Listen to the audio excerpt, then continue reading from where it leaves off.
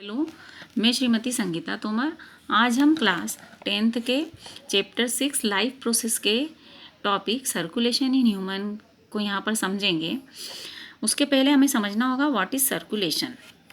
तो transport of various substance like nutrients, oxygen, water in the body is called circulation.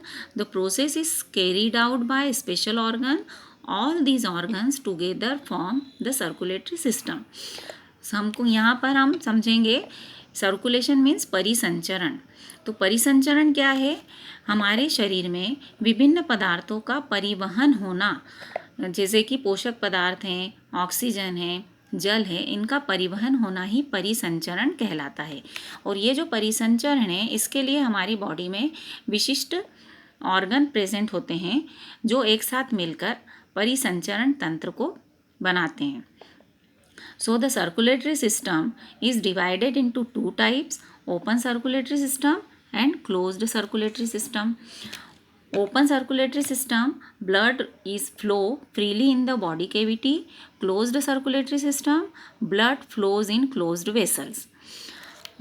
Open circulatory system के example leech, prawn, cockroach and other insects. Closed circulatory system example fish, frog, lizard, snake, pigeon and mammals.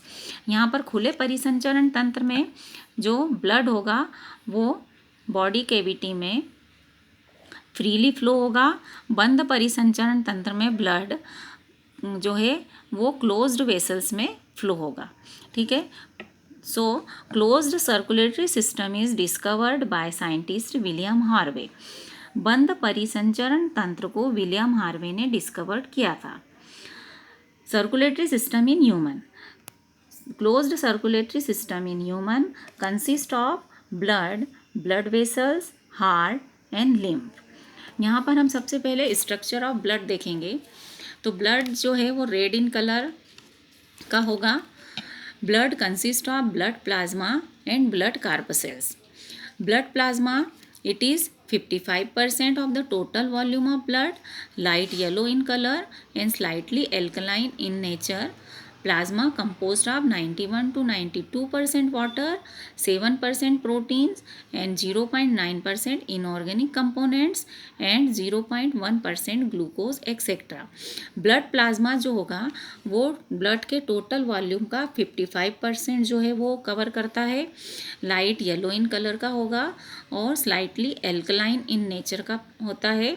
Blood plasma में water, proteins, inorganic component and glucose जो है वो present होंगे.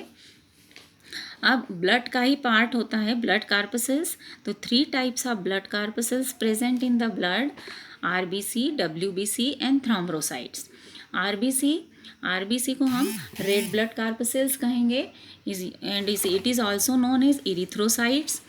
It contains hemoglobin pigment due to which the color of blood becomes red. It transport oxygen and carbon dioxide.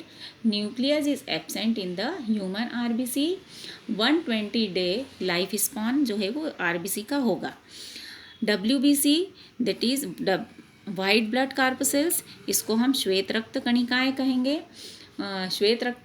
कहेंगे. And it is also known as leucocytes. They are colorless because pigment is not present in it.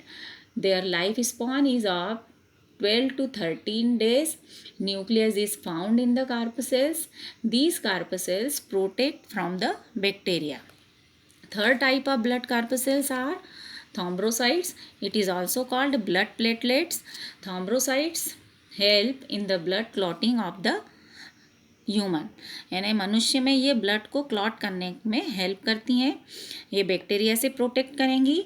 और लाल रक्त कणिका जो है वो transport करती है, परिवहन करती है ऑक्सीजन एंड कार्बन डाइऑक्साइड का. ठीक है. अब यदि हम मेन फंक्शंस देखें ब्लड के, तो ब्लड के जो मेन फंक्शन है transport of food, waste product, oxygen, carbon dioxide and heat. Regulation of temperature को रेगुलेट करना. मेंटेन द इक्विलिब्रियम और बैलेंस ऑफ H2O के क्वांटिटी को बैलेंस करना. कंट्रोल द ब्लड लॉस को कंट्रोल करना.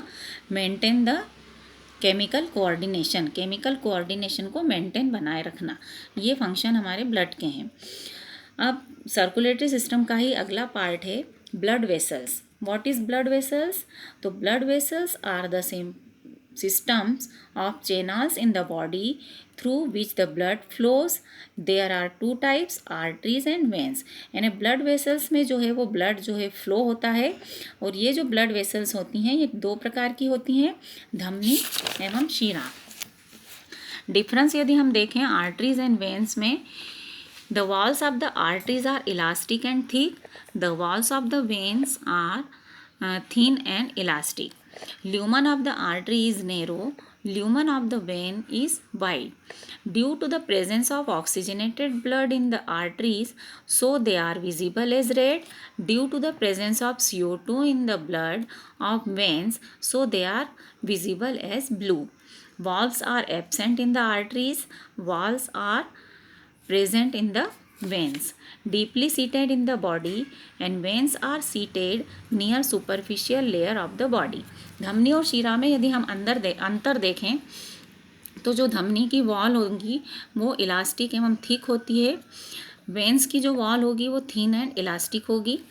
ल्यूमन आर्टरी यानी धमनी का जो ल्यूमन होगा नैरो होगा, वेन्स का जो ल्यूमन होगा वाइड होगा। ऑक्सीजनेटेड ब्लड प्रेजेंट होने के कारण धमनी जो है वो हमको रेड कलर की दिखाई देगी, डीऑक्सीजनेटेड ब्लड होने के कारण वेन्स जो होगी वो हमको ब्लू दिखाई देगी। धमनी में वॉल्व्स एब्सेंट होंगे, अनुपस्थित होंगे, वेन्स में जो वॉल्स हैं वो प्रेजेंट होंगे। आर्टरीज धमनी जो है वो हमारी बॉडी में डीपली सीटेड होती है, हमको दिखाई नहीं देगी। वेन्स जो है वो हमारी बॉडी के सुपरफिशियल लेयर पर प्रेजेंट होगी जो कि हमको दिखाई देती है। ठीक है, ये अंतर हुआ धमनी एवं शिरा में। अब स्ट्रक्चर, मेन जो ऑर्गन है हमारे सर्कुलेटरी सिस्टम का वो होता है हार्ट। तो हार्ट का स्ट्रक्चर यदि हम देखें तो सबसे पहले तो हार्ट कैसे वर्क करेगा, हार्ट वर्क्स लाइक अ पंप। ठीक है, शेप यदि हम देखें तो heart of man is muscular in shape, muscular and conical in shape. It is situated in pericardial cavity in the thoracic region.